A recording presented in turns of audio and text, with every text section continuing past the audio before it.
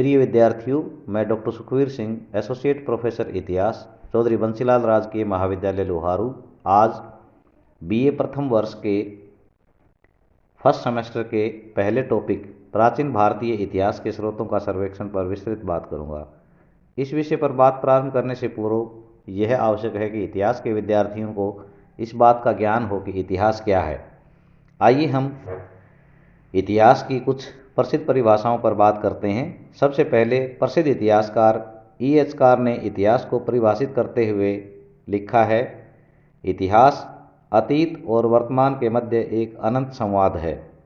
इस प्रकार E.H. Car महोदय इतिहास को अतीत और वर्तमान के मध्य निरंतर चलने वाले एक संवाद के रूप में परिभाषित करते हैं।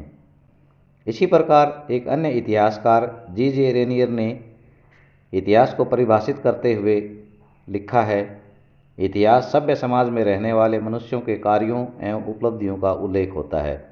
इस प्रकार G.J. रेनियर महोदय इतिहास को मनुष्यों के अतीत का कर्मिक अध्ययन मानते हैं। इस प्रकार हम देखते हैं कि इतिहास की इन परिभाषाओं से यह स्पष्ट है कि इतिहास अतीत का अध्ययन है। इसके साथ साथ यह भी स्पष्ट है कि इतिहास में मनुष्य की संपूर्ण मानवीय गतिविधियां सम्मिलित होती हैं, न कि सिर्फ राजनीतिक इतिहास। इससे पूर्व राजनीतिक इतिहास पर ज़्यादा चर्चा होती आई है, परंतु इतिहास में राजनीतिक घटनाओं के साथ साथ मनुष्य की समस्त गतिविधियां सम्मिलित होती हैं।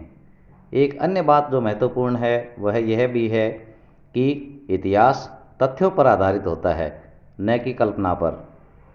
प्रिय विद्यार्थियों, भारतीय इतिहास की जब हम बात करते हैं तो प्राचीन भारतीय इतिहास लेखन पर कुछ आक्षेप लगते रहे हैं।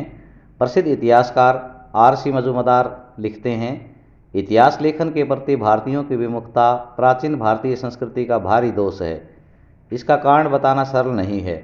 भारतीयों ने साहित्य की अनेक शाखाओं से संबंध स्थापित किया और उनमें से कई विषयों में विशिष्टता भी प्राप्त की, किंतु फिर भी उन्होंने कभी गंभीरतापूर्वक इतिहास लेखन की ओर ध्यान नहीं दिया। इसी प्रकार एक अन्य इतिहासकार अल बरूनी लिखते हैं, भारतीय घटनाओं के ऐतिहासिक क्रम की ओर अधिक ध्यान नहीं देते। वे घटनाओं को कालक्रम के अनुसार लिपिबद्ध करने में अत्यंत असावधानी से काम लेते हैं और जब ऐतिहासिक घटनाओं के लिए उन पर दबाव डाला जाता है तो वे उत्तर देने में समर्थ न होने के कारण कोई भी कहानी सुनाना प्रारंभ कर देते हैं। एक अन्य इतिहासकार डॉक्टर A.B. कीथ लिखते हैं, भारतीयों में ऐतिहासिक चेतना का प्राचीन काल में भी अभाव नहीं था। इसका प्रमाण कुछ ग्रंथों और तथ्यों से प्राप्त होता है। भारतीयों की प्राचीनता और उनकी विकसित सभ्यता के रूप से दृष्टि हटाकर उनमें ऐतिहासिक चेतना के अभाव को ढूंढना हास्यास्पद होगा।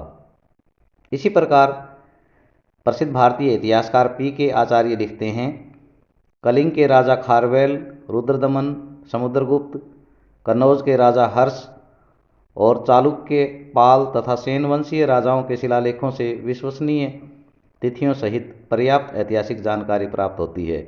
इस प्रकार यह कहना कि भारत में इतिहास लेखन के प्रति रुचि नहीं थी या गंभीरता नहीं थी, यह पूरी तरह सही नहीं है। R.C. मजूमदार और अल बरूनी को छोड़कर अन्य इतिहासकारों ने भारतीय मत को महत्व देते हुए प्राचीन भारतीय इतिहास से संबंधित महत्वपूर्ण तथ्य सामने रखे हैं और इस बात को झुठलाया है कि प्राचीन भारत में इतिहास लेखन के प्रति रुचि नहीं थी। इस प्रकार हम कह सकते हैं कि यद्यपि भारत में इतिहास लेखन एक विषय के रूप में प्राचीन भारत में प्रारंभ नहीं हुआ, परंतु ऐतिहासिक घटनाओं का कर्मिक विवरण हमें बहुत सारे ग्रंथों से प्राप्त होता है और प्राचीन भारत में इतिहास लेखन के प्रति सजगता भी दिखाई देती है। आइए अब हम कुछ अन्य मुद्दों पर विचार करते हैं जो इतिहास विषय से संबंधित महत्वपूर्ण हैं। प्रिय विद्यार्थियों, प्राचीन भारतीय इतिहास के स्रोतों पर जब हम बात करते हैं तो सबसे पहले हमें यह देखना होगा कि स्रोत किसे कहा जाता है। प्रिय विद्यार्थियों, स्रोत उन साधनों को कहा जाता है जिनसे हमें इतिहास विषय की जानकारी प्राप्त होती है।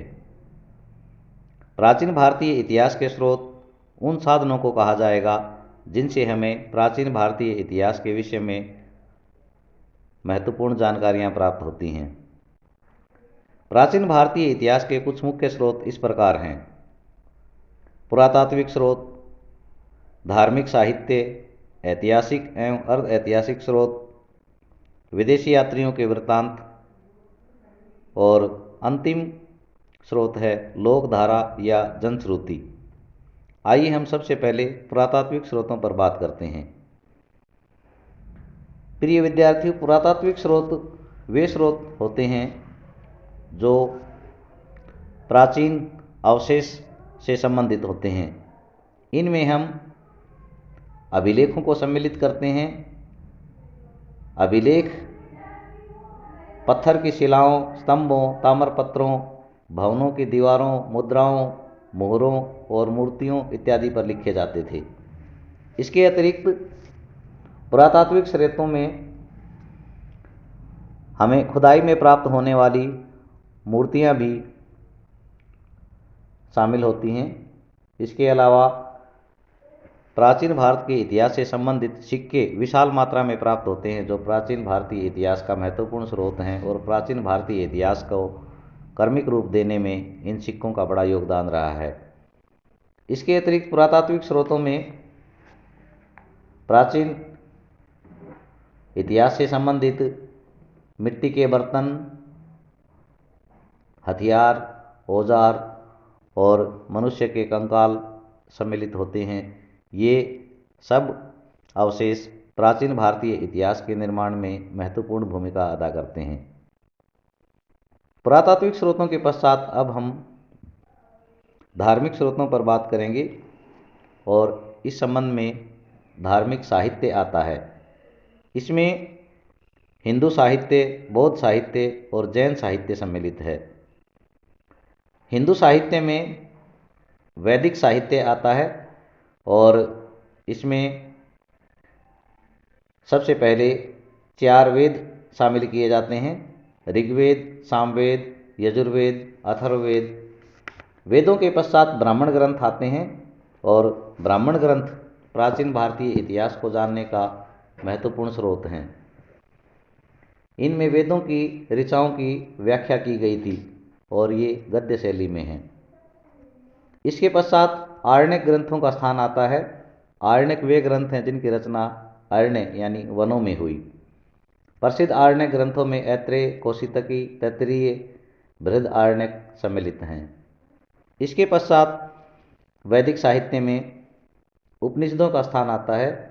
उपनिषदों की संख्या 108 है, जिनमें 12 उपनिषद सबसे ज़्यादा महत्वपूर्ण हैं, जैसे ईशावास्य, केन, कठ, प्रश्न, मुंडक, मांडुक्य, ऐत्रेय, तैत्तिरीय, श्वेताश्वतर, छांदोग्य, बृहदारण्यक और कौशितकी उपनिषद ज़्यादा महत्वपूर्ण हैं।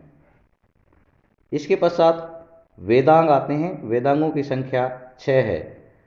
6 वेदांग हैं: शिक्षा, कल्प, व्याकरण, निरुक्त, छंद और ज्योतिष।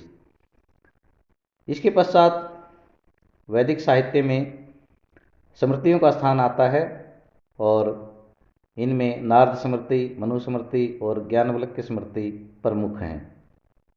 इसके पश्चात वैदिक साहित्य में महाकाव्य आते हैं और महाकाव्यों में रामायण और महाभारत सम्मिलित हैं और प्राचीन भारतीय संस्कृति को जानने का महाकाव्य सबसे महत्वपूर्ण स्रोत हैं। इसके पश्चात अगला स्थान आता है पुराणों का और पुराणों की संख्या 18 है। प्रसिद्ध पुराण हैं ब्रह्म पुराण, पद्म पुराण, विष्णु पुराण, शिव पुराण, भागवत पुराण, नारद पुराण, मार्कंडेय पुराण, अग्नि पुराण, भविष्य पुराण, ब्रह्मवैवर्त पुराण, लिंग, वराह, स्कंद, वामन, कूर्म, मत्स्य, गरुड़ और ब्रह्मांड। इसके पश्चात हम बात करेंगे बौद्ध साहित्य की। बौद्ध साहित्य में सबसे महत्वपूर्ण है त्रिपिटक, सुत्त पिटक, विनय पिटक और अभिधम पिटक। बौद्ध साहित्य में त्रिपिटक के पश्चात जातक कथाएं आती हैं। जातक कथाओं की संख्या 549 है और ये पाली भाषा में हैं। इनमें भगवान बुद्ध के जीवन से संबंधित प्रेरक कहानियाँ सम्मिलित हैं। इसके पश्चात बौद्ध साहित्य में मिलिंद पन्नो, दीपवंश और महावंश, महावस्तु, सारिपुत्र प्रकरण, महाविभास, ललित विस्तार, दिव्य अवदान, मंजूश्री मूलकल्प आदि महत्वपूर्ण ग्रंथ सम्मिलित हैं। इसके पश्चात अगला जो स्टेप है वो है जैन साहित्य।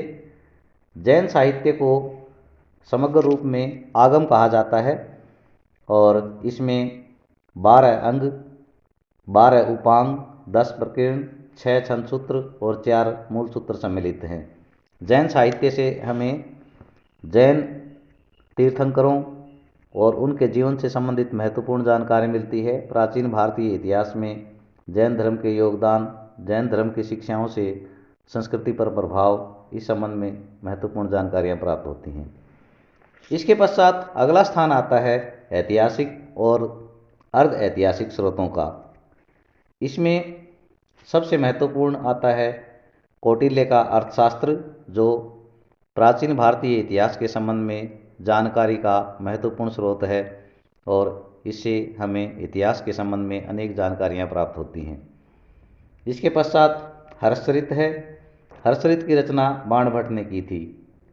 इसके पश्चात पृथ्वीराज रासो, राजतरंगिणी। राजतरंगिणी प्राचीन भारतीय इतिहास की ऐतिहासिक रचना है और यह कल्हण की रचना है। यह प्राचीन भारतीय इतिहास और विशेषकर कश्मीर के इतिहास के संबंध में महत्वपूर्ण जानकारी प्रदान करती है। इसके पश्चात मुद्रा राक्षस, जो विशाख दत्त की रचना है, मौर्य काल के संबंध में महत्वपूर्ण जानकारी देती है। इसके पश्चात आते हैं कालिदास के नाटक, जिनमें ऋतु संहार, मेघदूत, कुमार संभव, रघुवंश और मालविका अग्निमित्र और अभिज्ञान शाकुंतलम सम्मिलित हैं। इनसे प्राचीन भारतीय संस्कृति की महत्वपूर्ण जानकारी प्राप्त होती है। इसके पश्चात हर्ष की 3 रचनाएं हैं, नागानंदम, प्रियदर्शिका और रत्नावली। इनसे हर्षकालीन समाज और संस्कृति की महत्वपूर्ण जानकारी प्राप्त होती है। इसके पश्चात कई अन्य ग्रंथ हैं, जैसे मृच्छकटिकम, जो शूद्रक की रचना है, दंडी का 10 कुमार चरित और अन्य बहुत सारी रचनाएं हैं जो प्राचीन भारतीय इतिहास के संबंध में जानकारी प्रदान करती हैं। इसके पश्चात संगम साहित्य का स्थान आता है, जो दक्षिण भारत के इतिहास को जानने का महत्वपूर्ण स्रोत है।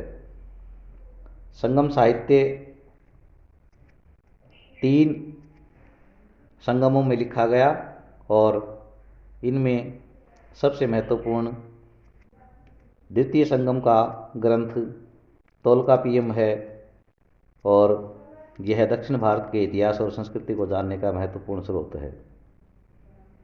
इसके पश्चात प्राचीन भारतीय इतिहास को जानने में अन्य जो महत्वपूर्ण स्रोत हैं वे हैं विदेशी यात्रियों के वृत्तांत, और विदेशी यात्रियों में सबसे पहले आते हैं यूनानी, और क्योंकि इतिहास के पिता हेरोडोटस भी यूनान से थे और उनकी जो रचना है हिस्टोरिका, वो प्राचीन यूनान और भारत के संबंधों पर प्रकाश डालती है।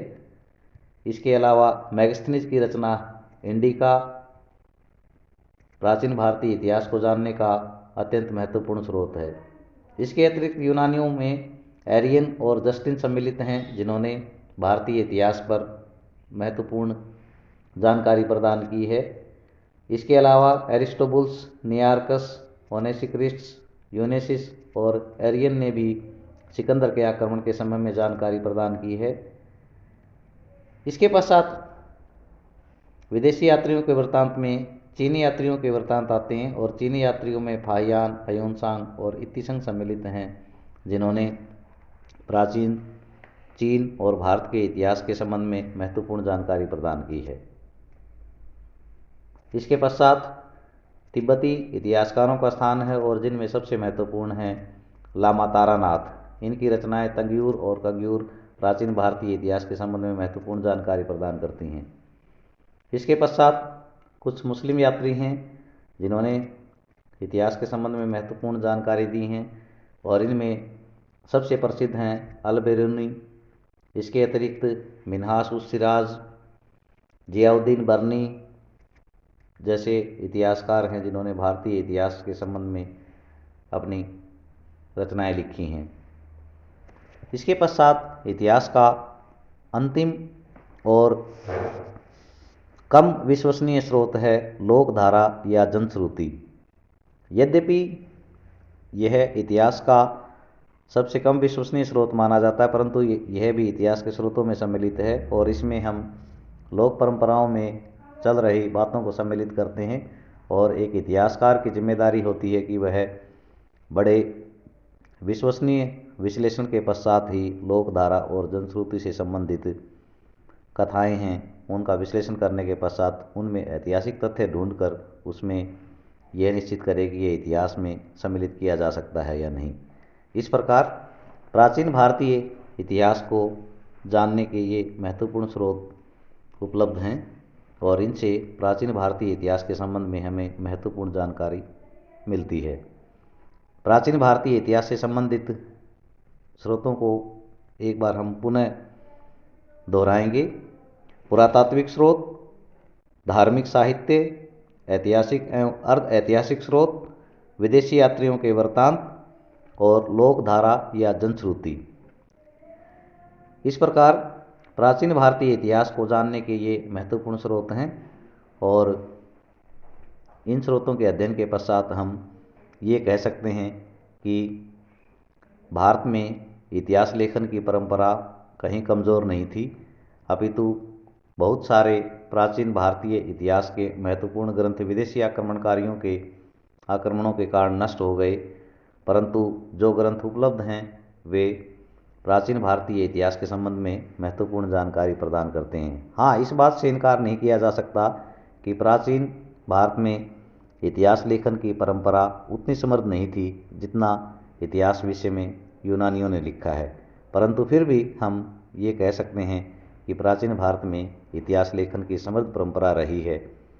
एक अन्य कारण जो प्राचीन भारतीय इतिहास का कमज़ोर पक्ष है वो कई संवतों का चलना है। भारत में कई प्रकार के संवत प्रचलित थे, परंतु फिर भी इनसे हमें इतिहास के संबंध में महत्वपूर्ण जानकारी प्राप्त होती है और सटीक विश्लेषण के पश्चात हम तिथियों का निर्धारण कर सकते हैं। इस प्रकार प्राचीन भारतीय इतिहास के स्रोतों से संबंधित यह व्याख्यान समाप्त होता है। धन्यवाद।